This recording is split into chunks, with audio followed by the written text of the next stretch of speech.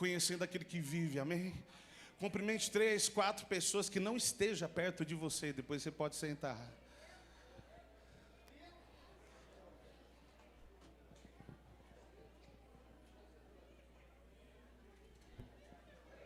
Essa é a oportunidade para você se apresentar para quem você não conhece.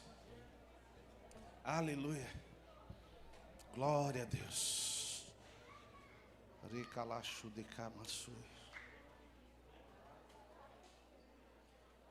Aleluia.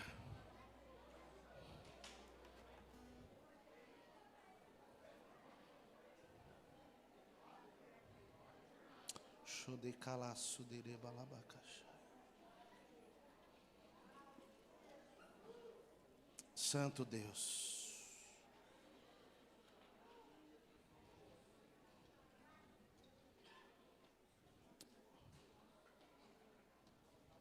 Aleluia.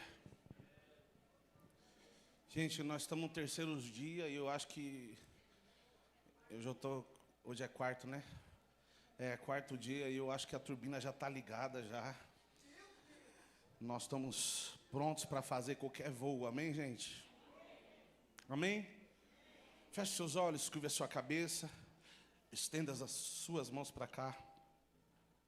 Nos abençoe nessa noite, peço para que Deus fale com você.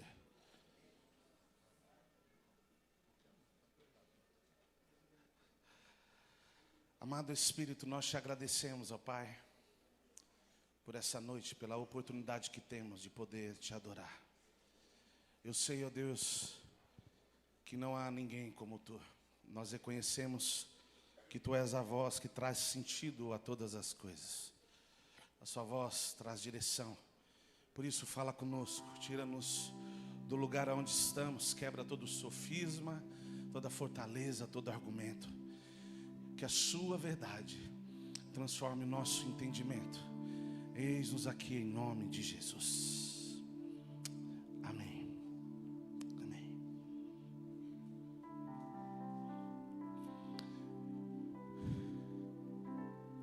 Existem coisas que o Evangelho nos mostra que nem sempre estão muito claras, porque talvez não esteja escrito aparentemente, porém espiritualmente elas são muito evidentes. Quando nós estamos em um ambiente onde a presença de Deus está, é muito claro e evidente quem conhece quem é Ele. Porque o relacionamento, a intimidade, nos faz reconhecer algumas pessoas sem ver elas. Quantos aqui tem um grande amigo aqui hoje? Pastor, eu tenho uma pessoa que é muito amiga minha. Se ela falar do outro lado do salão, eu reconheço a voz dela sem ver ela, sim ou não? Sim ou não? Você tem amigo assim? Você só reconhece a voz dela porque ela se tornou alguém íntimo, por isso que você chama de amigo. Existem algumas coisas que elas são reconhecidas, ou literalmente Cristo você não precisa ver, mas você reconhece onde Ele está. E a verdade não é simplesmente, o poder não está em simplesmente Ele está no lugar. Porque nem todo mundo reconhece uma pessoa com o seu devido valor. Por exemplo, houve dias que minha mãe e meu pai estavam no culto. Alguém esteve num desses cultos ou não? Sim ou não? Para todo mundo era mais uma pessoa que talvez você não conhecia. Para mim era papai e mamãe. E eu tenho prazer em descer, em dar um beijo, em pedir a bênção, porque eu reconheço quem eles são. Pastor, o que o senhor quer dizer? Eu vou te explicar isso na Bíblia para que você possa entender um pouco melhor. Eu já falei sobre isso um tempo atrás, mas eu quero ratificar isso. Um certo dia, um jovem rico chegou até Jesus e disse para ele: O que eu posso fazer para te seguir? Jesus falou para ele: viva os mandamentos. E aí o que ele disse? Eu já vivo os mandamentos. Aí Jesus disse: não te falta mais uma coisa. Vai lá e vende tudo que você. Ele vendeu, gente? Vendeu, gente? Quem era que estava falando com ele? Diga: Jesus. Um certo dia, em Lucas capítulo 5, se eu não me engano, Jesus passava na beira da praia. A Bíblia diz que Pedro deixou tudo e o seguiu. Pastor, o que isso quer dizer? Pedro viu Jesus, sim ou não? Sim ou não? O jovem rico viu Jesus, sim ou não? O que fez a diferença? A diferença não está simplesmente em quem você está vendo, mas sim quando você reconhece. O que nos faz tomar decisões baseadas no Evangelho não é o que nós sabemos, porque o que você sabe, o que eu sei, não tem poder de mudar a nossa vida se nós não reconhecemos o poder que tem aquilo que conhecemos, o poder que tem quem nós conhecemos. Tem pessoas que conheceram Jesus através de uma história contada por papai, mamãe, vovó, seja lá o que for, ou talvez tradições que trouxeram Jesus. Ouvir falar de Jesus, todos nós ouvimos. O que faz a diferença não é o que ouvimos, mas sim o que fazemos com aquilo que ouvimos. O quanto reconhecemos quem dizemos ser o nosso Senhor. Pastor, e como eu revelo se eu reconheço como eu me comporto? Pastor, mas Deus conhece o coração, é verdade, mas eu também conheço o seu coração. Pastor, como? Através do que você faz, através do que você fala. Nós precisamos entender que o reino de Deus, ele não se move por aquilo que conhecemos, mas sim por aquilo que experimentamos. O livro de 1 João diz o que era desde o princípio, o que temos ouvido, o que temos visto com nossos próprios olhos, e nossas mãos apalparam com respeito ao verbo da vida. Me ajude aí para a pessoa do seu lado não dormir e falar para ela assim: o Evangelho diz respeito de alguém que você experimenta, não simplesmente quem você ouve falar. Você está entendendo? No caminho de Emaús, os homens vêm conversando com Jesus sem saber quem ele era, sim ou não? Não é? Mas quando eles sentaram na mesa e partiram do pão, o que aconteceu? Os olhos foram abertos. Tem coisa que você só consegue ver depois que você experimenta dele. Quando você deixa de ouvir e você começa a experimentar.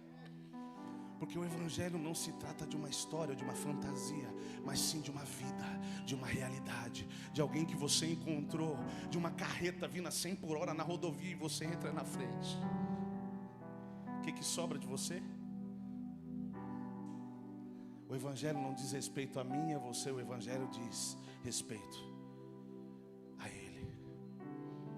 Cristo precisa ser o centro das nossas vidas. Cristo precisa ser o centro dessa igreja. Não é um nome, não é o nome de alguém, mas sim, Cristo precisa ser reconhecido com soberania, porque esse é o lugar devido a Ele. Pastor, e eu e você, tudo que nós precisamos entender, que nós nos reunimos não para que Ele faça a nossa vontade, mas sim para que nós conheçamos a dEle. Escute. A igreja que entra num processo de amadurecimento, ela começa a entender que ela não busca mais o Pai simplesmente para que Ele dê o que tem. Muito pelo contrário, ela já entendeu que tudo que o Pai tem é dela. Então ela não caminha mais porque ela quer alcançar algo. Ela caminha porque ela acredita que já alcançou algo, já recebeu algo. não é troca, é gratidão. Existem textos, como eu disse, na palavra que eles não estão tão evidentes, porém é muito claro e evidente para quem consegue discernir aquilo que a Bíblia diz. No livro de Mateus 6, você não precisa abrir. Se não for isso, alguém me corrija. Mateus, eu acho que João 6 é multiplicação, enfim, Mateus. A Bíblia diz que os discípulos chegaram até Jesus e disseram para ele: ensina-nos a orar. Agora vamos lá, comigo, a oração que Jesus ensinou no 3. 1, 2, 3.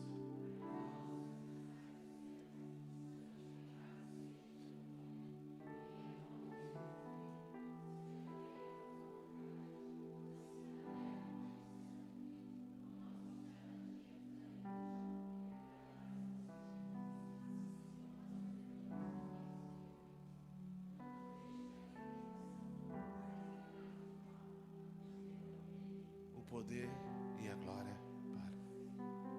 Você pode aplaudir ao Senhor por isso?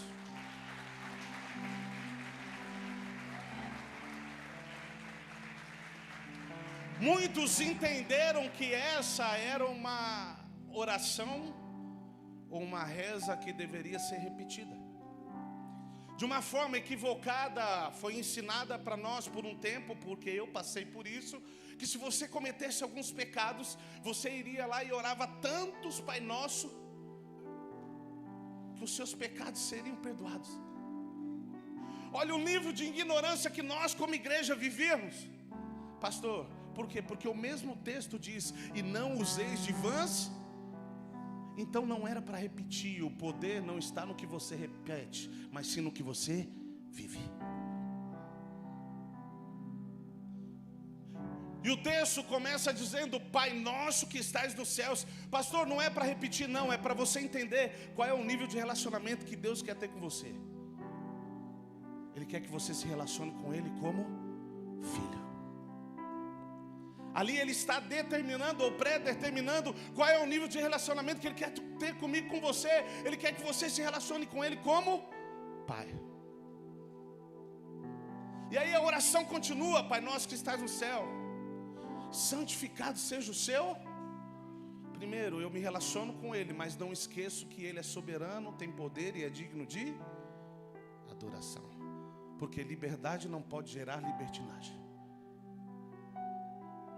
Você está entendendo? Muito pelo contrário.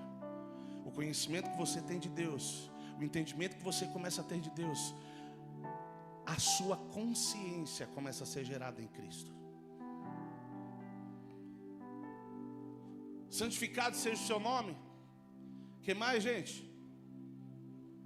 Que mais, gente? Venha o quê? Venha a nós o seu. Escute. Você se relaciona com Deus não para que Ele faça o que você quer, mas sim para que você conheça o que Ele quer ao seu respeito. Eu me relaciono com Deus não para que Ele faça as minhas vontades, porque não se trata do homem no centro, mas sim Cristo no centro.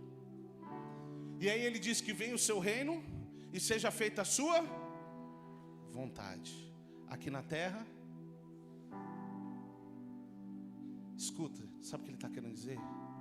Se você se relacionar comigo como filho, passar pelo lugar de adoração, você vai começar a entender a minha vontade dos céus.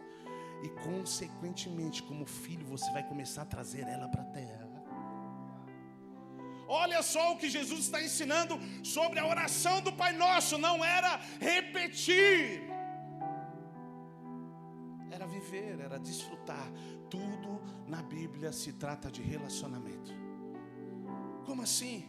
Desde o que Deus vem tentando restaurar entre o homem e Deus é o relacionamento que Ele tinha no Éden. A Bíblia diz que todos os dias, na viração do dia, Deus descia para falar com o homem. E o vazio que o homem recebeu depois do Éden está fundamentado num lugar que Deus não preencheu.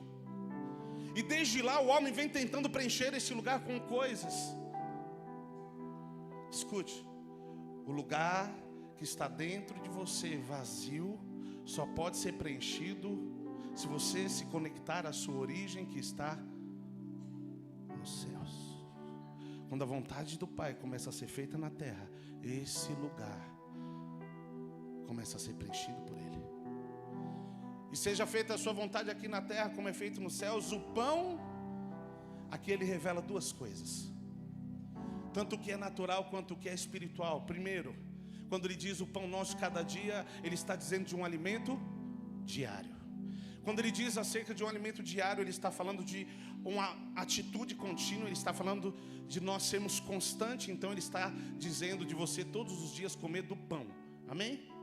O pão nosso de cada dia, porque ele está dizendo, peça hoje e amanhã de novo. Ele está dizendo a respeito de duas coisas. Primeiro, o relacionamento com Deus é contínuo e diário.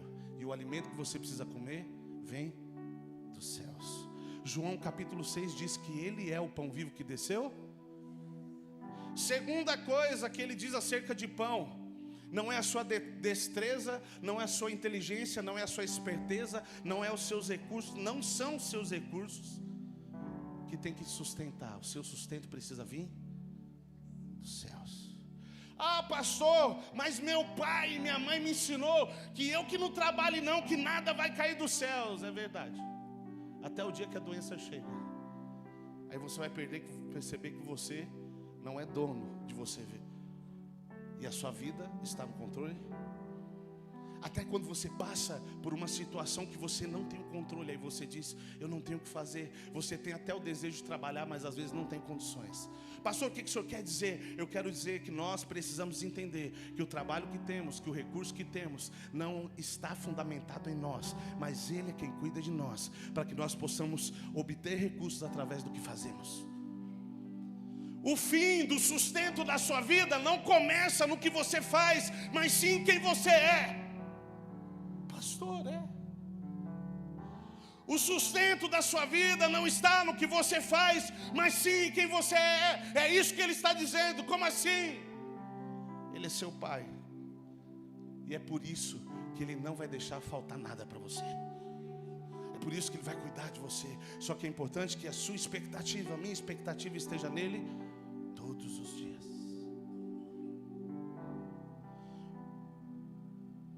E depois ele diz, perdoa as nossas ofensas, assim como nós perdoamos. Você já reparou nessa parte da oração?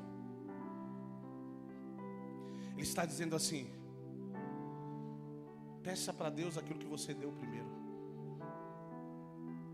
Entendeu ou não? Ele está dizendo, peça para Deus aquilo que você deu primeiro. Perdoa o que eu devo, porque eu já perdoei quem me devia. Você está entendendo? Não? Tenha coragem de pedir aquilo que você tem coragem de dar.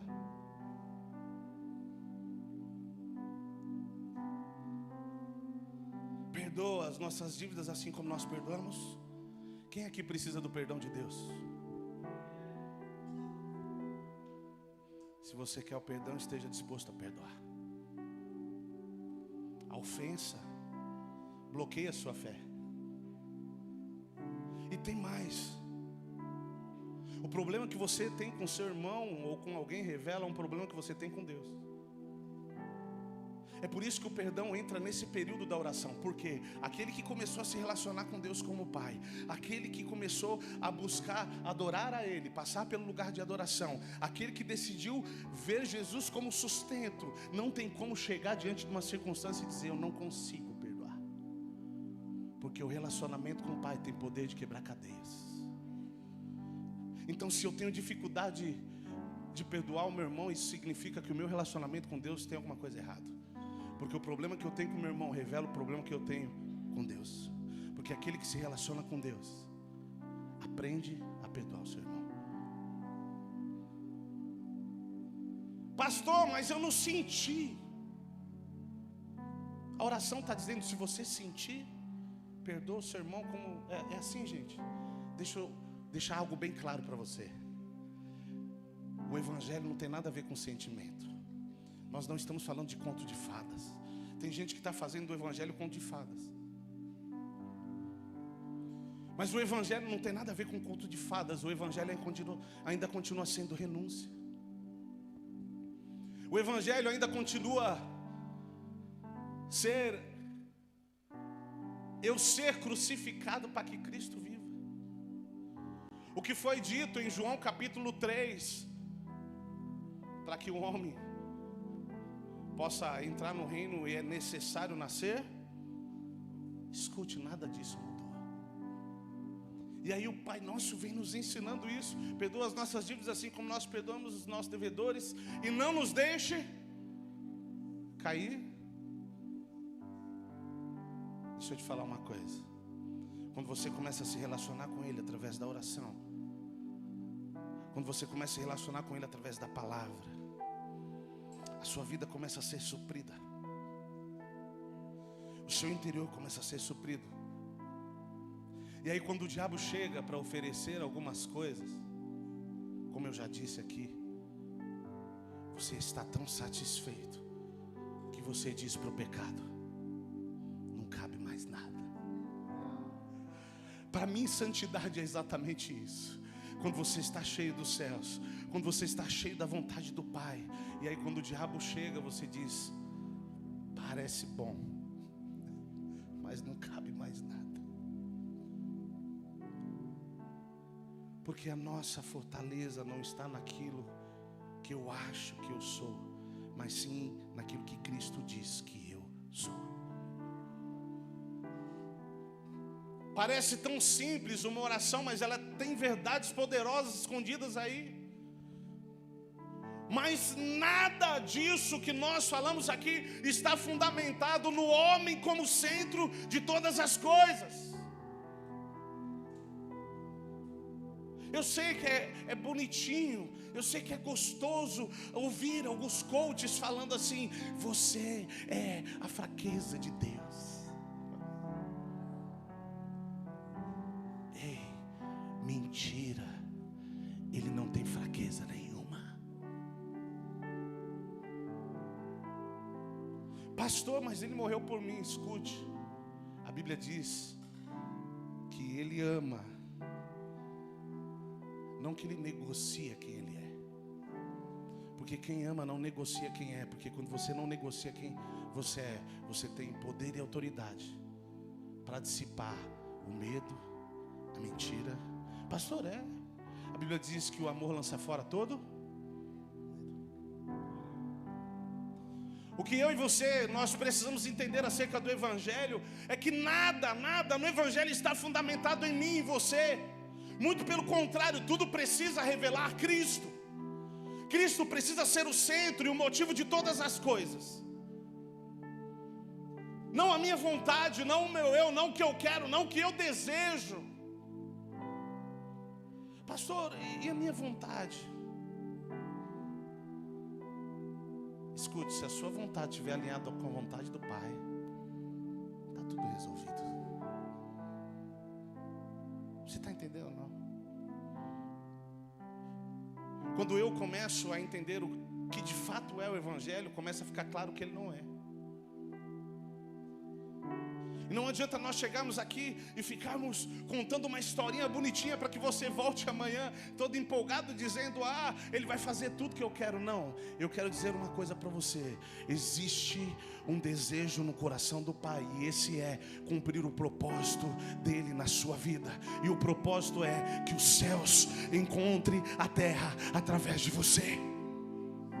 E não é possível encontrar. O céu não tem como se manifestar se eu estou aqui querendo fazer o que eu quero. Porque não se trata do meu eu. O poder não está no meu nome, o poder está no nome de Jesus. Tudo que eu e você precisamos entender o que de fato é. O Evangelho não está fundamentado em emoções. Por mais que existem dias que nós estamos muito satisfeitos, existem dias que nós estamos com a bateria recarregada, ok. Pastor, o que eu faço nesses dias? Aproveita esses dias. Porque o que você disser em dias de luz, isso vai ser provado em dias de trevas.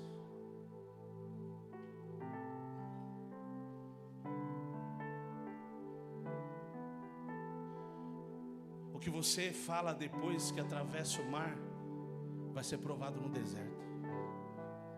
O que você canta depois que o mar se abre, vai ser provado no deserto.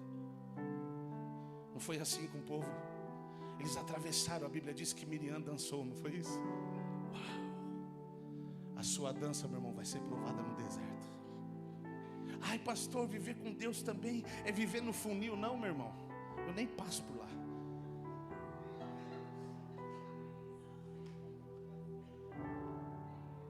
Só que eu sei que as circunstâncias têm o poder de revelar quem você é. A circunstância tem poder de revelar aonde o seu coração está.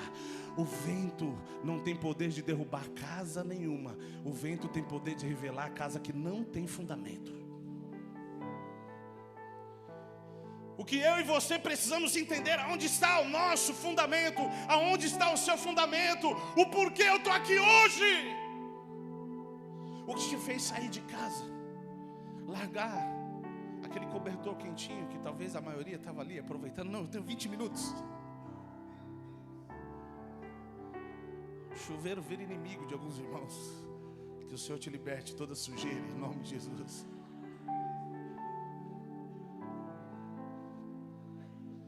O que nós precisamos entender é que o fundamento do Evangelho é Cristo. É vontade do Pai. Isso não quer dizer viver sofrendo, não. Não. Sabe quando que é que eu paro de sofrer quando eu entendo o que é Evangelho? Quando eu começo a caminhar por Ele, com Ele e para Ele. Quando eu começo a entender que tudo que Ele me dá nunca é para acabar em mim, sempre é para servir pessoas.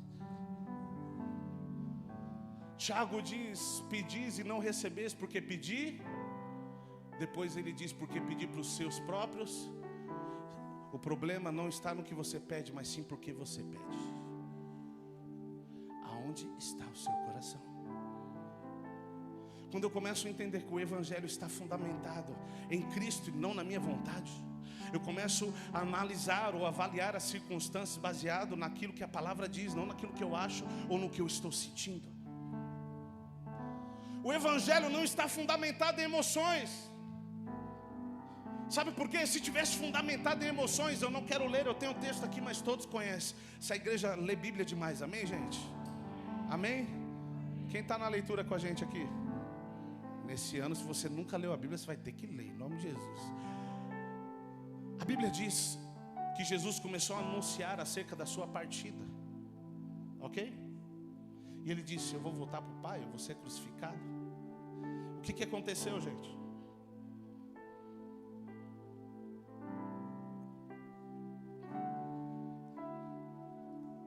Eu sei que vocês sabem, mas eu só vou falar para... Um dos melhores discípulos dele, chamado Pedro, disse para ele: não vai não. Para com essa conversa. Está tão gostoso aqui, todo mundo junto. Aí Jesus virou para ele e falou: cara, eu sabia que você me amava. Vamos fazer um churrasco. Verdade. Desse negócio de cruz para lá. Foi isso, gente. Muitos falam que Jesus foi ignorante, mas ele disse: para trás de mim, Satanás. Não é bom você ouvir a pessoa falar: não vai embora não, fica aqui, tá tão bom. Não é bom. Para o nosso ego isso faz bem, não faz? Só que entenda, se você quiser viver segundo o Evangelho, você vai ter que abrir mão daquilo que você gosta, ama e principalmente do seu ego. Porque se você quiser viver pelo propósito, existem momentos que você vai ter que sacrificar o sentimento. Porque o Evangelho não está fundamentado em sentimento. Aquele que demonstrou um sentimento dizendo fica aqui, ele estava dizendo fica aqui, mas se Jesus ficasse, ele não ia cumprir o propósito. Ei, Jesus está muito mais preocupado com o seu propósito do que com a sua felicidade. Credo, pastor, é.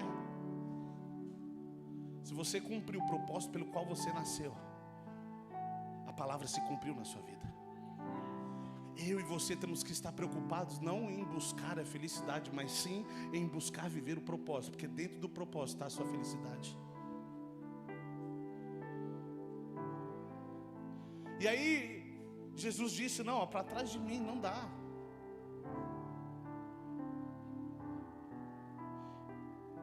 Jesus tinha alguns discípulos, não tinha, gente?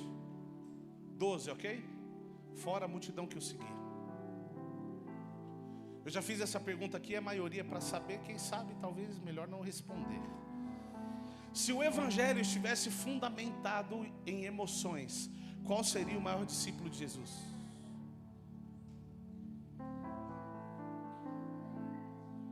Pastor João, porque a Bíblia diz que ele foi colocado no peito.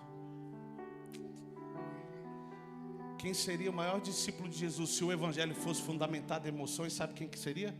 Olhe para a pessoa do seu lado e diga para ele: nossa irmã Maria. Pastor, pastor, como assim? Maria gerou Jesus, sim ou não? Vamos lá, gente, vamos melhorar isso aqui. A gente escuta isso quase todos os dias. Mulheres que têm filhos, levanta a mão para mim, por favor. Vamos puxar um pouquinho a sardinha para elas. Aquelas que ainda têm o desejo de ter e ainda não tiveram, vai ter em nome de Jesus. Levanta a mão de novo, mulher que já teve filho. Tem amor maior que de mãe? Eu sei, né? Vamos deixar quieto os pais aí. Pastor, o que o senhor quer dizer? Será que Maria amava Jesus? Sim ou não? Sim ou não? Ela era a maior discípula de Jesus? Sabe por quê? O relacionamento com Deus não está fundamentado naquilo que sentimos, mas sim se estamos dispostos a viver debaixo do propósito.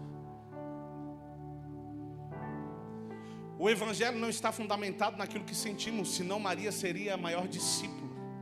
Se eu e você não entendermos isso, a próxima fase nunca vai chegar. Tem gente que está há anos no mesmo lugar do evangelho, nunca sai de lá. Porque você só passa para a próxima fase, você só pula um degrau quando você entende o outro. Pastor, como assim o senhor coloca dessa forma? Não, é assim que funciona o mundo do Espírito. Quando você vai amadurecendo e entendendo algumas coisas, você vai recebendo discernimento para que o próximo passo seja dado. Você só recebe uma nova palavra quando aquela que você recebeu já se cumpriu. Quando você já submeteu aquela palavra. Deus só te dá um carro novo quando você cuidou daquele que você te deu, que Ele te deu, melhor dizendo. Deus só te dá uma casa melhor quando você cuida daquela que Ele te deu.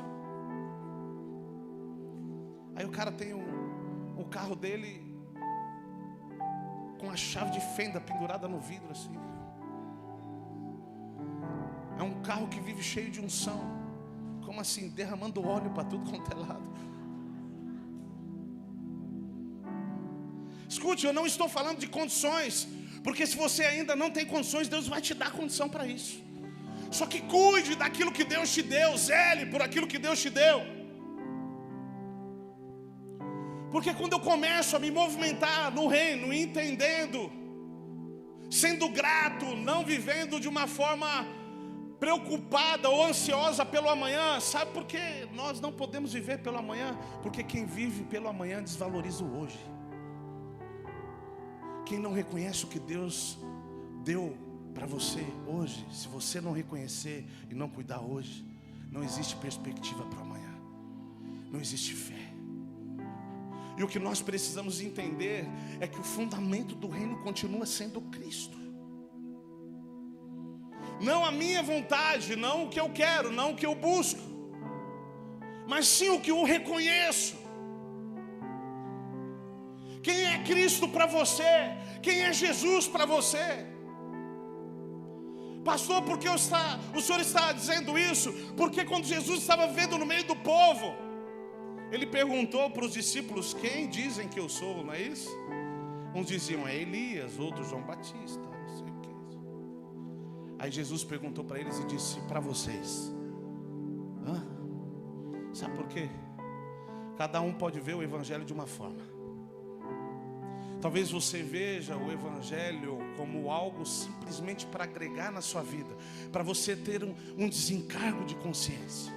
E aí eu vou no culto para me sentir melhor, para cumprir a minha parte. Essa é a parte que Deus tem de você. Agora, quando você entende que Jesus se tornou a sua vida, o fundamento da sua vida muda, os projetos da sua vida mudam. Ei, Ele não quer ser simplesmente um amigo que você se encontra uma vez por semana. Ele quer fazer de você morada. Porque a Bíblia diz que quando Cristo morreu na cruz do Calvário, a cruz, através da cruz, o véu se rasgou de cima a baixo. E a mim e a você foi dado um novo e vivo caminho. Olha para a pessoa do seu lado, dá uma chacoalhadinha nela, fala para ela: não dorme não. Fala assim: o pastor não está cobrando para pregar, mas para pôr para dormir ele cobra. Diga para ela: é novo e vivo caminho. Pastor, o que o senhor quer dizer? Se está faltando vida, é porque eu não estou no caminho. Se está faltando vida, é porque eu não estou no fundamento. Jesus é o caminho, a verdade e a... Escute, se eu estou no caminho, a verdade se torna a única opção que eu tenho. Mentir não é uma opção. E consequentemente a verdade começa a gerar vida. Pastor, o que é verdade? Verdade é aquilo que a Bíblia diz que você é. Verdade é o que a Bíblia diz sobre a circunstância que você está vivendo. Quando eu começo a entender que nada disso está fundamentado no que eu sinto, não importa mais o que eu sinto, por mais que eu sinta. Abra sua Bíblia no livro de Mateus, capítulo 11.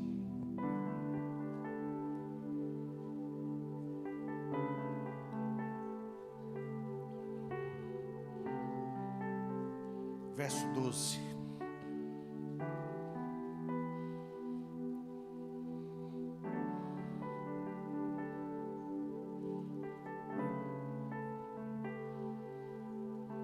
Mateus 11, verso 12. Quem achou, diga amém. Eita, igreja boa de Bíblia, vamos lá. Desde os dias de João Batista até agora, o reino dos céus sofre violência, e os que usam de força se apoderam dele. Escute, a Bíblia diz que o reino de Deus não é conquistado à força, mas pelo poder do... Pastor, o que o senhor está querendo dizer? O senhor leu algo e está contradizendo? Não, eu quero te mostrar o que é força no reino. Força não é o quanto você consegue carregar de peso.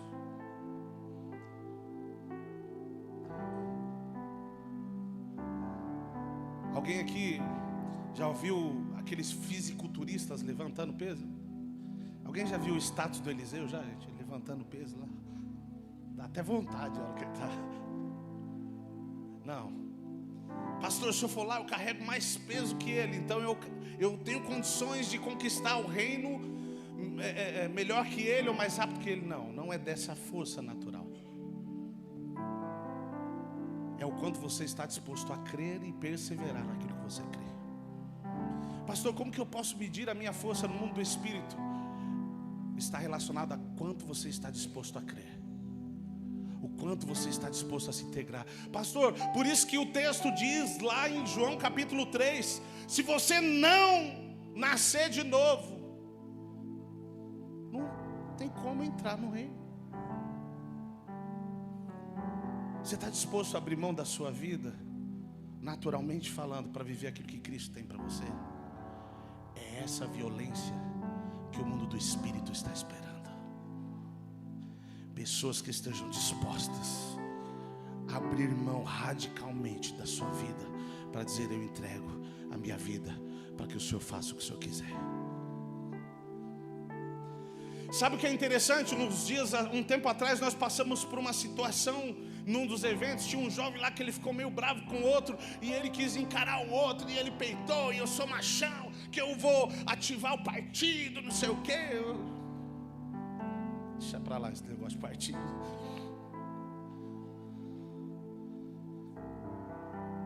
Aí houve uma discussão. E aí depois eu chamei as duas pessoas que discutiram para conversar. E o menino continuava: que eu sou um cara, que o senhor tá bom. Aí o outro pediu perdão para ele, mesmo aparentemente estando correto, relativamente correto. Porque às vezes não é o que você faz, é a forma que você faz que te deixa errado. Aí o outro continuou: que não sei o que. Eu falei: querido, deixa eu te falar uma coisa. Deixa eu já te explicar uma coisa. Você está achando bonito ser machão, mas nessa conversa aqui, para nós, quem perdeu foi você, e quem ganhou foi quem teve coragem de pedir perdão. Lá fora te valorizam pelo quanto você é orgulhoso. No reino, quanto mais você abre mão de si, mais violento você se torna. Entendeu ou não? Ei, a violência que esse texto está dizendo não é a força do seu braço. A violência que esse texto está dizendo é o quanto você está disposto a abrir mão de si. Quanto eu estou disposto a abrir mão de si, a abrir mão da minha vontade, para se prostrar todos os dias e dizer: Senhor, eu não tenho controle de nada, o recurso que eu tenho não serve para nada se o Senhor não for tudo. Se eu não reconhecer todos os dias quem é soberano, quem é o pão. Não existe nada mais precioso do que você poder entender quem é que te sustenta, de onde vem a sua força. Pastor, mas se eu pedir perdão, eu vou ser humilhado. É disso que o Evangelho está falando. Não é de nós sermos exaltados, muito pelo contrário. Tenha motivo de grande, ou melhor, tenha por motivo de grande alegria todo o sofrimento e humilhação que passa pelo nome de Jesus. Ei, não, pastor, então eu tenho que viver de cabeça baixa? Muito pelo contrário. Porque quando eu entendo isso, é porque eu estou reconhecendo quem eu sou. Porque quem sabe quem é não precisa provar nada para ninguém. Quando uma pessoa vive tentando provar algo para os outros, é porque nem ela reconheceu quem ela é. Ei, deixa que o fruto revele a árvore. Mas pastor, eu não fui chamado para ser pisado por ninguém. Não, é verdade. Se você não quer ser pisado, revele Cristo. A minha pergunta é: como Ele reagiria diante da circunstância que eu e você estamos passando? Pastor, eu sei o que eu faria, amém, mas o que Cristo faria? Quem é que está entronizado? Com que violência eu estou tomando o mundo do Espírito? Na minha força, ou literalmente pela força da rendição, da humilhação, do reconhecimento de quem Ele é? Isso sim é força, é violência no mundo do Espírito. Quando você decide permanecer naquilo que Deus te diz, e você diz: eu não abro mão disso por nada. Ele diz que eu sou filho, e o mundo, o pecado, a mentira não pode roubar isso de mim.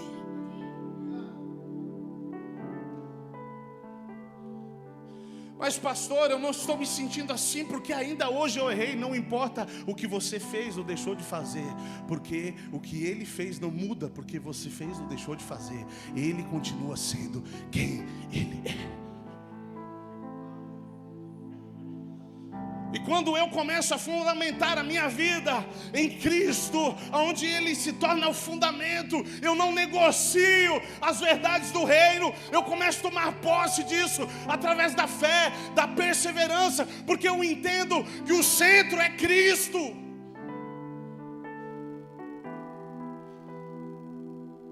Quando eu entendo que o centro é Cristo, o meu eu já não fala tão alto. Não é simplesmente o que eu sei, mas sim o que eu faço. Porque as suas atitudes, elas falam tão alto que eu não consigo ouvir a sua voz. As suas atitudes, elas falam tão alto que eu não consigo ouvir a sua voz. O que você faz é poderoso. Por mais que o que você fala também é poderoso. Porque o que você fala revela o que está no seu coração. Mas consequentemente, a sua atitude respalda o que você fala e o que você pensa. O que eu e você precisamos transformar é a nossa forma de pensar. Porque é isso que a palavra diz. Pare de pensar que tudo está fundamentado no seu eu. Porque você nunca sabe quem você é. Porque o que você sente pode mudar. Mas se a sua identidade estiver fundamentada em Cristo, isso não muda, porque Ele não muda. E é por isso que o Evangelho não está fundamentado naquilo que sentimos.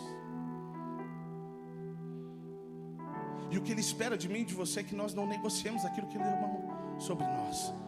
Vamos ler mais um texto. Alguém me dá 5 minutos aqui, gente. Levanta a mão para eu saber. 5, 10, 15, 20, 25, 30. Vai ser bênção. Brincadeira, gente. Vamos lá. Não amaldiçoa não, senão eu ouço, hein? Capítulo 25 de Gênesis.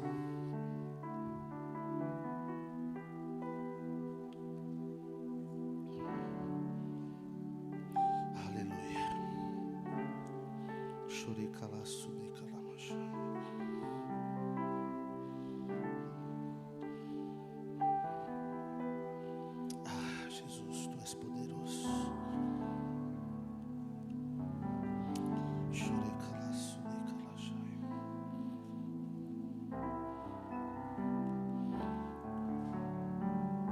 Quem achou, diga amém. É o primeiro livro da Bíblia, gente. Capítulo 25, verso 27.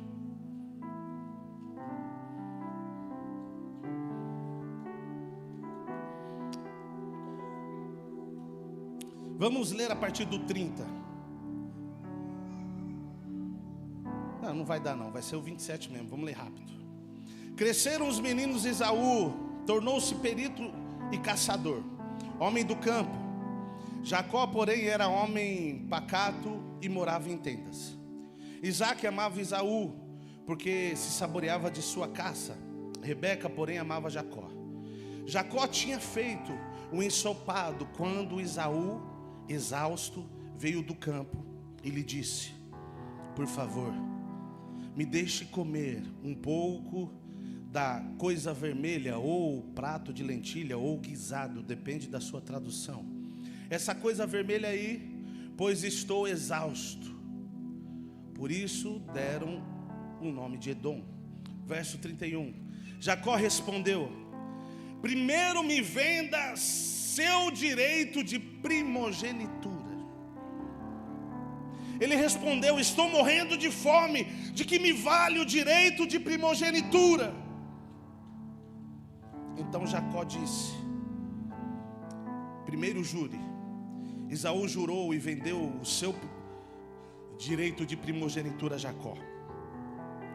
Jacó deu a Esaú pão e o ensopado de lentilhas. Ele comeu e bebeu, levantou-se e saiu. Assim, Esaú desprezou o seu direito de primogenitura.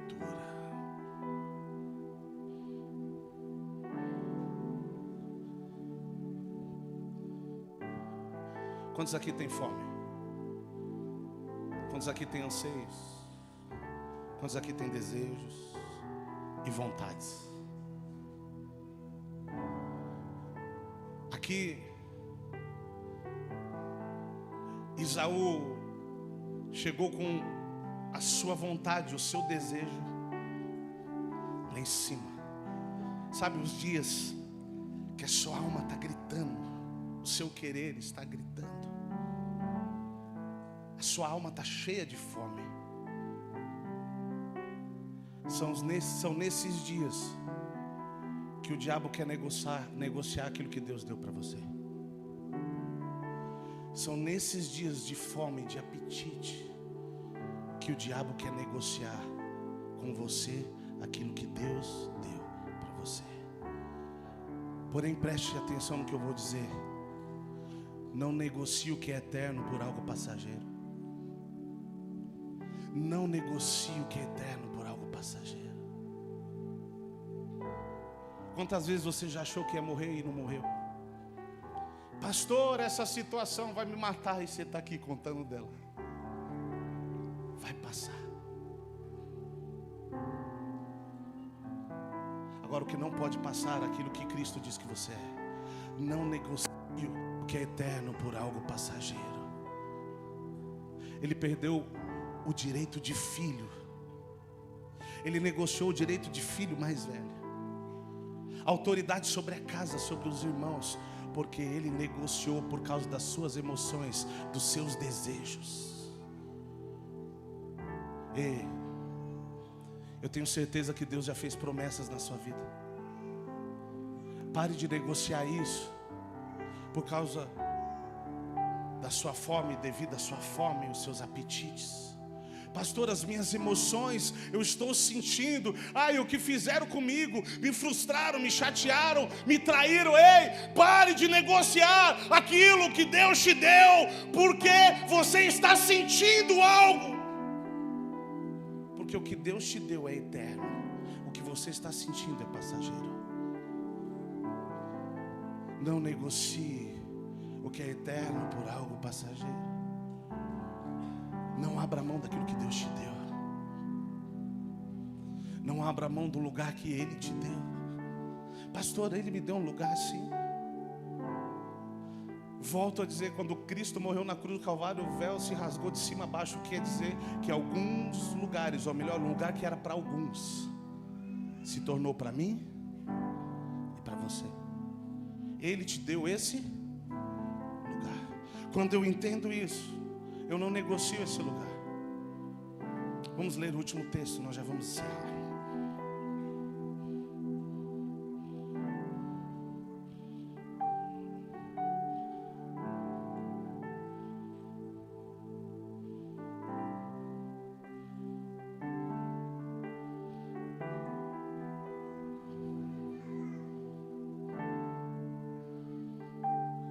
Êxodo,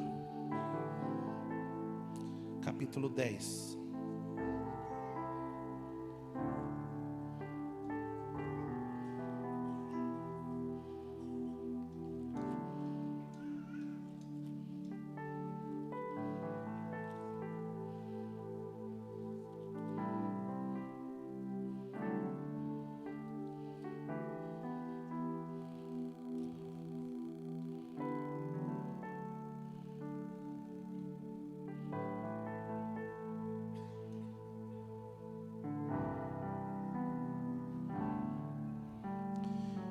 Êxodo capítulo 10, verso 8.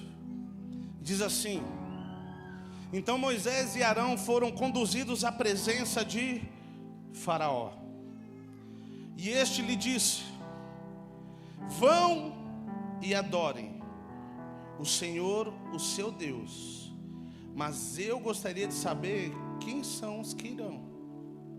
Moisés respondeu: iremos com os nossos jovens, com os nossos velhos, com os filhos, com as filhas, com os nossos rebanhos e com nossos gados. Iremos porque temos de celebrar uma festa ao Senhor. Então Faraó disse: que o Senhor esteja de fato com vocês.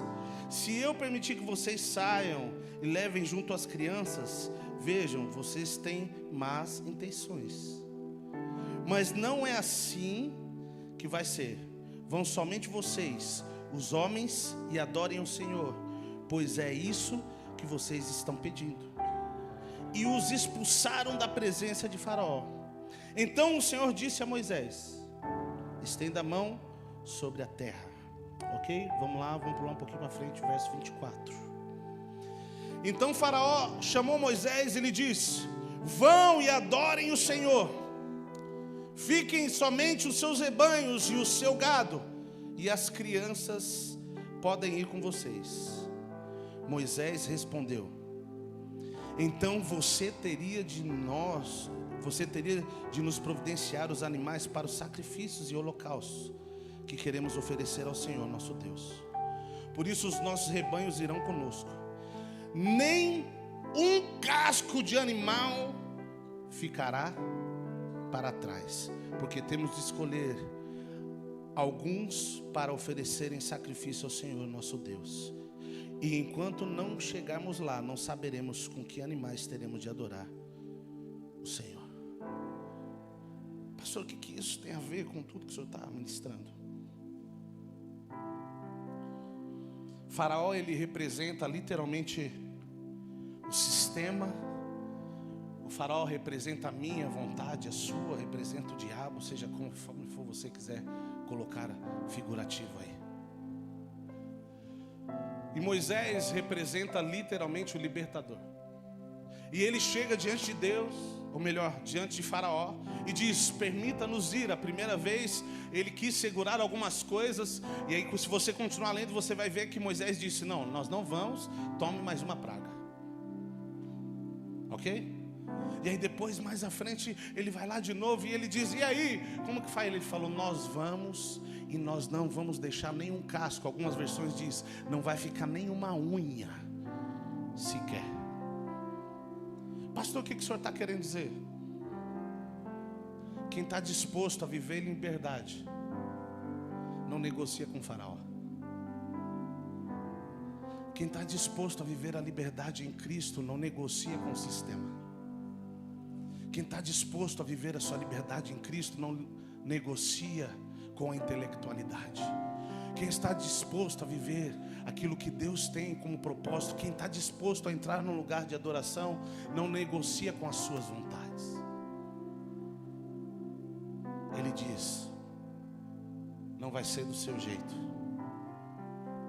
porque eu não negocio aquilo que temos e somos. Vai adorar o nosso Deus. Eles podiam muito bem ir e deixar algumas coisas para trás. Talvez voltassem, trabalhassem mais um pouco, pedisse de novo. Faraó ia deixar e ia falar: olha que beleza. Eles continuam adorando o Deus deles lá. Eles vão e voltam, mas continuam sendo escravos. Escute, preste bem atenção no que eu vou te dizer, porque isso é profético. Tem coisas que o diabo vai até permitir você fazer. Vir para a igreja talvez é uma delas. Desde que saindo daqui você volte para o lugar onde ele sempre te prendeu.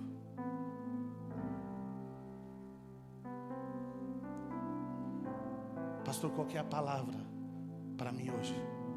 Não negocie com um lugar de cadeia, de prisão e de Egito. Decida hoje se desvencilhar de tudo que te prende ao Egito. Decida tomar um posicionamento radical, ser violento no mundo do Espírito e acessar o reino. Aqui ele estava dizendo: nós vamos adorar com tudo que temos e somos. Os nossos filhos não vão ficar. Pastor, o que o senhor quer dizer? A liberdade que você alcança, as guerras que você está tendo hoje, se você vencer ela, os seus filhos não terão. Os faraós que têm se levantado na sua vida hoje é para que você vença eles e os seus filhos não lute contra eles. A dificuldade que nós temos às vezes de nos manter no lugar de relacionamento, de oração, de vida, de adoração, os nossos filhos não podem ter. E ainda tem mais. Por que levar os animais? Por que levar as carroças e os cavalos? Sabe por quê? Deus espera que eu e você adoremos a Ele com tudo que temos. Porque o que Ele deu para você, se acaba em você, na verdade não serviu para nada. Porque o que Ele deu para você é para servir outros. Existem coisas que elas são tão bonitas. E eu falei sobre isso e volto a dizer. Nós oramos para Deus e dizemos assim: Deus, me dá uma casa grande. Quantos quartos? 5 quartos. Quantos filhos você tem? 1. Para que serve os outros? Para me arrumar alguém para limpar de vez em quando. Pastor, eu tenho orado, eu quero um sofá bem grande. Só que assim eu não posso receber visita, senão vai sujar o sofá.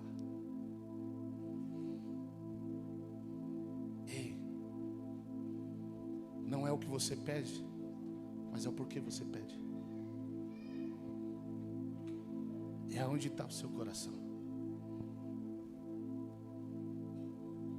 O que Faraó estava, o que Moisés estava dizendo é: sem conversa, eu não negocio com as minhas emoções, eu não negocio com o sistema. Tudo que eu tenho vai adorar ao Senhor. Pastor, eu não tenho casa de edificação na minha casa porque, sabe, né, uma bagunça. É verdade, gente.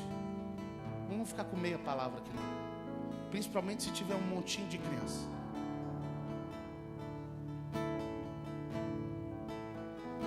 Só que eu vou impedir de anunciar o Evangelho, que é eterno, por um monte de cimento e tijolo. Pastor, o que o senhor está querendo dizer? Eu vou ser bem transparente. Lá em casa tem uma. Pintei a casa, acho que não tem 3 meses. Tem 3 meses? Acho que não tem. As paredes estão sujas de novo. Pastor, o que isso quer dizer? Enquanto tiver dinheiro para comprar tinta, a gente continua pintando. Mas eu não negocio o que é eterno. Pastor, quando é que a casa de edificação vai sair de lá? Quando o Espírito Santo achar que tem que ir para outro lugar. Mas não porque uma parede suja vai impedir com que ele faça a vontade dele. Pastor, por que o senhor está falando isso? Não sei. Eu só sei que existem coisas que Faraó está na mão. E ele está dizendo: se apegue a isso. Porque se você se apegar a isso, você não vai conseguir entrar no lugar de adoração. Se apega a um sistema, se apega a uma linguagem. Fica aqui, tá tudo tranquilo, ó, você tem comida aqui. Tá certo que de vez em quando o chicote come no lombo, mas vai lá, adora e volta, não é isso que você quer? Moisés disse: não vai ficar nada para trás. Deixa eu te falar uma coisa. Essa noite é uma noite profética para você, eu tenho certeza disso. Pare de negociar o seu lugar em Deus, o seu propósito. Você sabe muito bem para onde Ele está te levando. Ou melhor, você sabe muito bem aonde Ele quer que você esteja. Você ainda está com a conversinha de que não pode deixar tal coisa. Ei, abra mão de tudo aquilo que Faraó ofereceu para você até hoje. Porque você, abrindo mão, você vai conhecer o que tem do outro lado do rio. Só conseguiu ver o mar se abrindo quem teve coragem de abrir mão da escravidão de Faraó. Pastor, eu queria tanto viver um milagre. Tem coisa que eu não consigo mais acreditar. Abra mão do Egito. Abra mão do seu jeito de fazer. Abra mão do sistema. Abra mão da sua dúvida. Abra mão dos seus medos. Abra mão das suas frustrações. Deixa Ele te levar para o outro lado. Lógico que no meio tem um mar que precisa se abrir. Ele vai se abrir. Se posicione. Pare de negociar aquilo que Ele liberou sobre a sua vida. Pare de caminhar por um sentimento. Pastor, é fácil? Não é fácil. O que você diz em dias de luz vai ser provado em dias de trevas.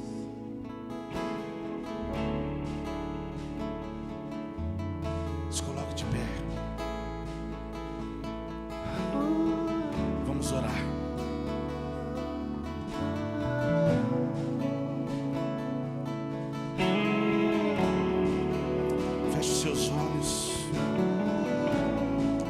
Comece a falar com o Espírito Santo. Eu tenho certeza que Ele falou contigo. Não porque isso é um chavão ou uma palavra que temos que repetir, não. Porque o Espírito que está em mim, que testifica que eu sou o Filho de Deus, também testifica essa palavra. E eu declaro a vida de Deus, o Espírito Santo te convencendo, mudando conceitos, pensamentos, palavras que você liberou, sentenças, coisas que você disse: não, mas isso aqui eu não vou abrir mão, não. O Espírito Santo hoje diz para você: até quando você vai ficar se apegando em Faraó? Quem fica com Faraó jamais encontra um lugar de adoração. Quem fica com o sistema, quem fica com o Egito, jamais encontra um lugar de adoração. Ei, pare de negociar com a sua dúvida, com o seu medo. Decida ser violento e entrar no lugar onde Cristo é o centro, aonde Ele é o descanso.